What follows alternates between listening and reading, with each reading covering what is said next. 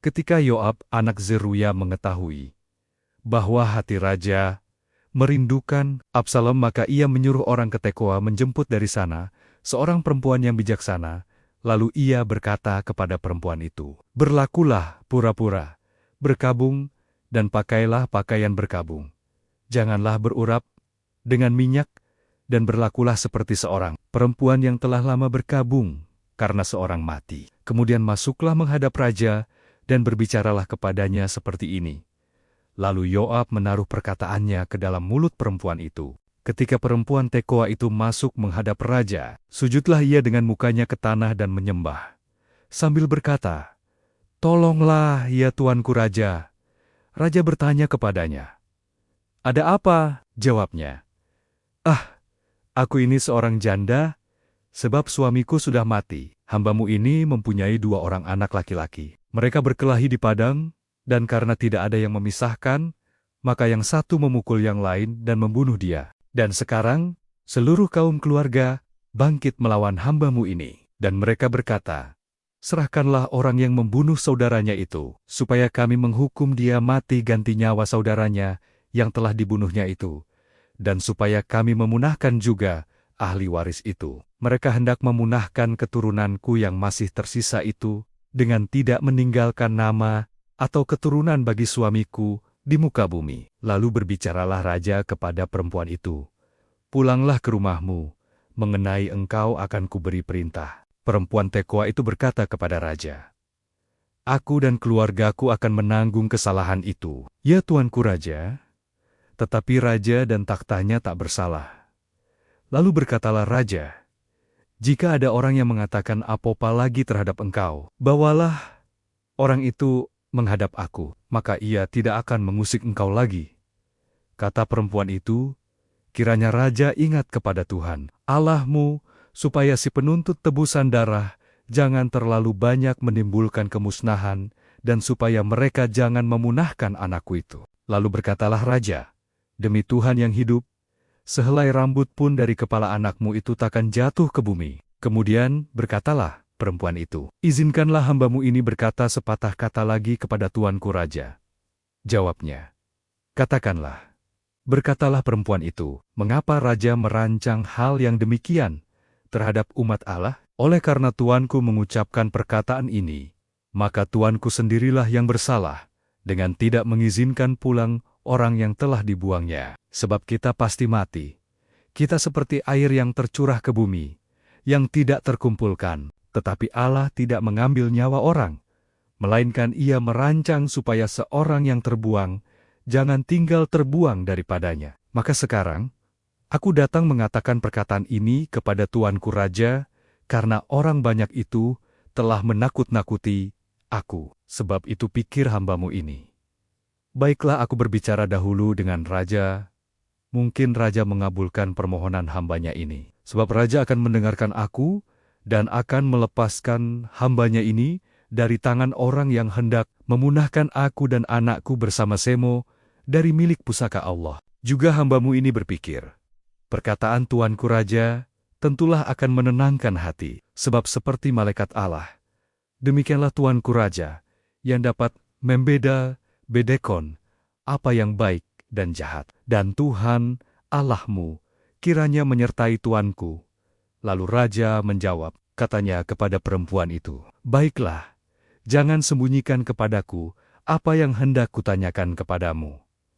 Kata perempuan itu, "Berkatalah kiranya tuanku raja." Kemudian bertanyalah raja, "Adakah Yoab campur tangan dengan engkau dalam semuanya ini?" Perempuan itu menjawab, "Demi hidupmu, tuanku raja, tidaklah mungkin untuk menyimpang ke kanan atau ke kiri dari segala yang tuanku raja katakan. Sesungguhnya hambamu Yoab yang memerintahkan daku. Dialah yang menaruh ke dalam mulut hambamu segala perkataan ini, dengan maksud untuk mengubah rupa perkara itu, maka hambamu Yoab melakukan perkara ini. Tetapi tuanku bijaksana sama seperti malaikat Allah, sehingga mengetahui semua yang terjadi di bumi." Sesudah itu, berkatalah raja kepada Yoab, "Baik, kukabulkan permohonan ini. Pergilah, bawalah kembali orang muda Absalom itu." Lalu sujudlah Yoab dengan mukanya ke tanah, dan menyembah sambil memohon berkat bagi raja. Dan Yoab berkata, "Pada hari ini hambamu mengetahui bahwa tuanku raja suka kepada hamba, karena tuanku telah mengabulkan permohonan hambamu ini." Lalu bangunlah Yoab, ia pergi ke Gesur dan membawa Absalom ke Yerusalem. Tetapi, berkatalah raja, ia harus pergi ke rumahnya sendiri, jangan ia datang ke hadapanku.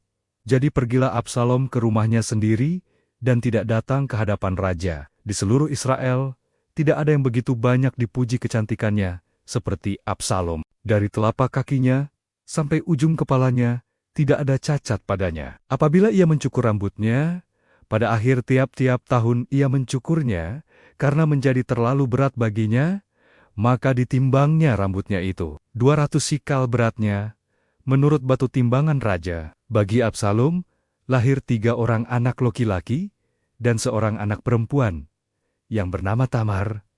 Ia seorang perempuan yang cantik. Setelah Absalom diam di Yerusalem genap 2 tahun lamanya, dengan tidak datang ke hadapan raja, maka Absalom menyuruh memanggil Yoab untuk diutus kepada raja. Tetapi ia tidak mau datang kepadanya. Kemudian disuruhnya memanggil dia lagi untuk kedua kalinya, tetapi ia tidak mau datang. Lalu berkatalah ia kepada hamba-hambanya, "Lihat, ladang Yoab ada di sisi ladangku, dan di sana ada jelainnya. Pergilah, bakarlah itu." Maka hamba-hamba Absalom membakar ladang itu. Lalu Yoab pergi mendapatkan Absalom ke rumahnya, dan bertanya kepadanya, "Mengapa hamba-hambamu membakar ladang kepunyaanku itu?" Jawab Absalom kepada Yoab, "Ya, aku telah menyuruh orang kepadamu mengatakan, 'Datanglah kemari, supaya aku mengutus engkau kepada raja untuk mengatakan, apa gunanya aku datang dari Gesur? Lebih baik aku masih tinggal di sana.' Maka sekarang, aku mau datang ke hadapan raja. Jika aku bersalah, biarlah ia menghukum aku mati." Kemudian masuklah Yoab menghadap raja, dan memberitahukan hal itu kepadanya. Raja memanggil Absalom, dan ia masuk menghadap raja, lalu sujud ke hadapan raja dengan mukanya ke tanah. Lalu raja mencium Absalom.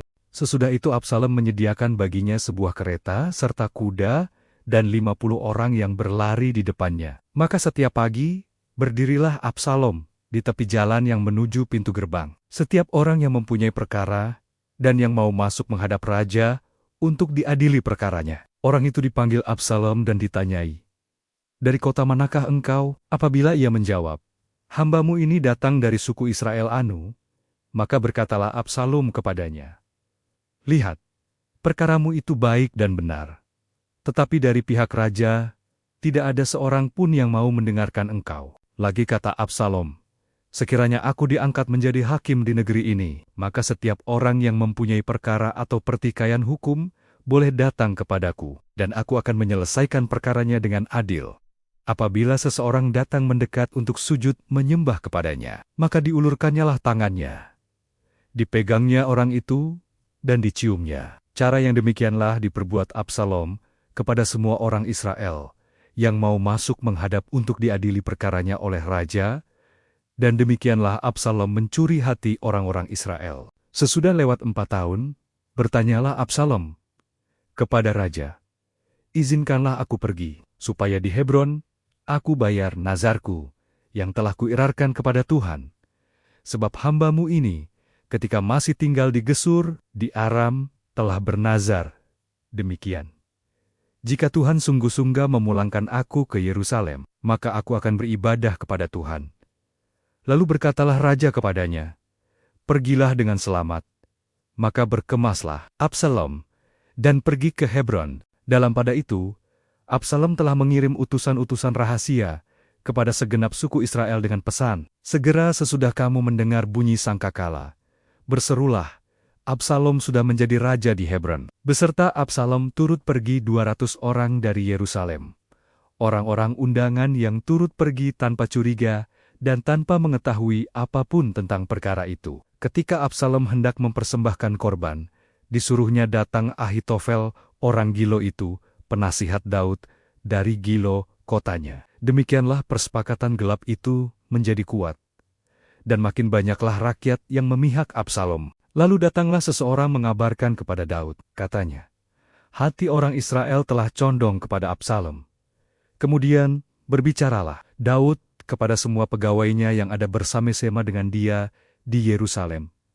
Bersiaplah, marilah kita melarikan diri, sebab jangan-jangan kita tidak akan luput daripada Absalom. Pergilah dengan segera, supaya ia jangan dapat lekas menyusul kita, dan mendatangkan celaka atas kita, dan memukul kota ini dengan mata pedang. Para pegawai raja berkata kepada raja, "Terserah kepada tuanku raja, hamba-hambamu ini siap." Lalu keluarlah raja dan seisi rumahnya, mengiringi dia. 10 orang gundik ditinggalkan raja untuk menunggui istana. Maka keluarlah raja dan seluruh orang-orangnya mengiringi dia. Dekat rumah yang terakhir mereka berhenti, sedang semua pegawainya berjalan melewatinya. Juga semua orang Kreti dan semua orang Pleti.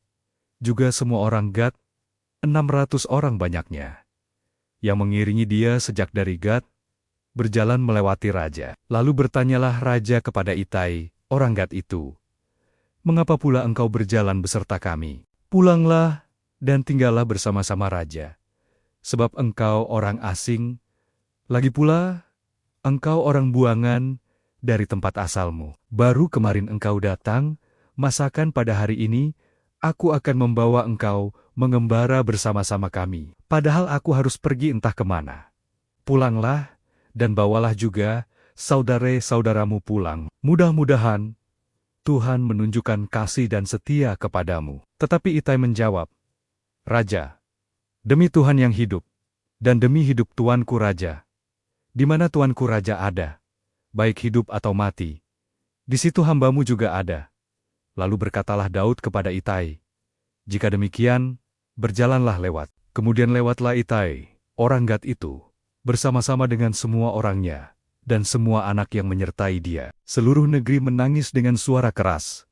Ketika seluruh rakyat berjalan lewat, raja menyeberangi sungai Kidron, dan seluruh rakyat berjalan ke arah padang gurun. Dan lihat, juga Zedok ada di sana, beserta semua orang. Lui, pengangkat tabut perjanjian Allah.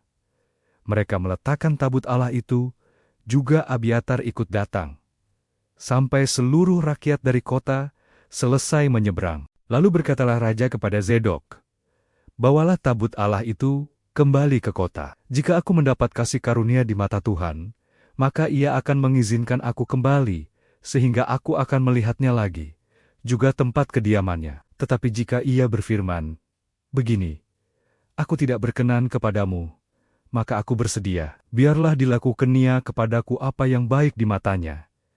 Lagi berkatalah raja kepada Zed imam itu, "Jadi, engkau dan Abiatar, pulanglah ke kota dengan selamat, beserta anakmu masing-masing, yakni Ahimaas anakmu dan Yonatan, anak Abiatar. Ketahuilah, aku akan menanti di dekat tempat-tempat penyeberangan ke padang gurun, sampai ada kabar dari kamu untuk memberitahu aku."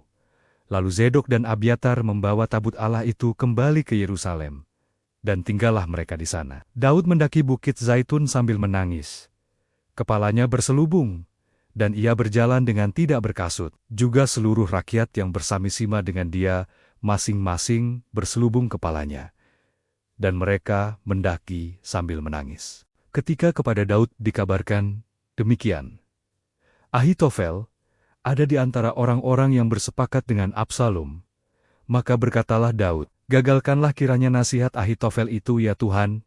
Ketika Daud sampai ke puncak, ke tempat orang sujud menyembah kepada Allah, maka datanglah Husai, orang Arki, mendapatkan dia dengan jubah yang terkoyak, dan dengan tanah di atas kepala. Berkatalah Daud kepadanya, "Jika engkau turut dengan aku, maka engkau menjadi beban kepadaku nanti. Tetapi, jika engkau kembali ke kota, dan berkata kepada Absalom, 'Aku ini hambamu. Ya Raja, sejak dahulu aku hamba ayahmu. Tetapi sekarang aku menjadi hambamu. Dengan demikian, engkau dapat membatalkan nasihat Ahitofel demi aku.' Bukankah Zedok dan Abiatar, imam-imam itu, ada bersama-sama engkau di sana? Jadi segala yang kau dengar dari dalam istana raja, haruslah kau beritahukan kepada Zedok dan Abiatar, imam-imam itu. Ingatlah, di sana bersama-sama dengan mereka ada kedua anak mereka, Ahimaas anak Zedok, dan Yonatan anak Abiatar. Dengan perantaraan mereka haruslah kamu kirimkan kepadaku segala hal yang kamu dengar. Dan tibalah Husai, sahabat Daud, di Yerusalem, tepat pada waktu Absalom masuk ke kota itu.